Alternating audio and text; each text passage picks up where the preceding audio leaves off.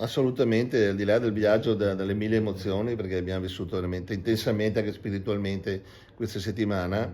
però quello che abbiamo colto è anche le opportunità che ci sono. Israele, sappiamo, è uno stato che dal punto di vista dell'high tech è il numero uno, ci sono il maggior numero di start-up al mondo e su questo possiamo cogliere veramente delle grandi opportunità. Se penso ai droni che saranno, mi auguro a presto il futuro, il mondo agricolo per le nostre colline, con tutte le difficoltà che abbiamo a fare i trattamenti, a fare i lavori che non avendo più il personale che adempie a questi impegni, avere queste tecnologie credo sia assolutamente un'opportunità da cogliere. Stiamo pensando a una delegazione che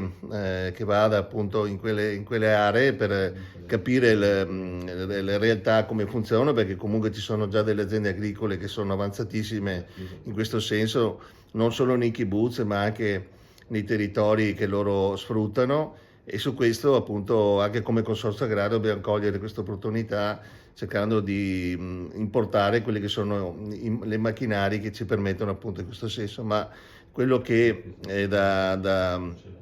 sicuramente portare avanti è anche un aspetto commerciale Italia nei confronti del loro mercato, perché le nostre eccellenze trevigiane, non solo prosecco, ma pensiamo al radicchio, agli asparagi, ai nostri prodotti da tiro caseari, sono assolutamente interessanti per quel mercato lì, perché loro cercano le eccellenze, cercano la qualità italiana e made in Italy, perciò su questo abbiamo già pensato a novembre con la settimana della cucina italiana di andare lì a promuovere tutto quello che sono le eccellenze appunto di Treviso e del Veneto. Perciò ci sono tante cose da fare, noi siamo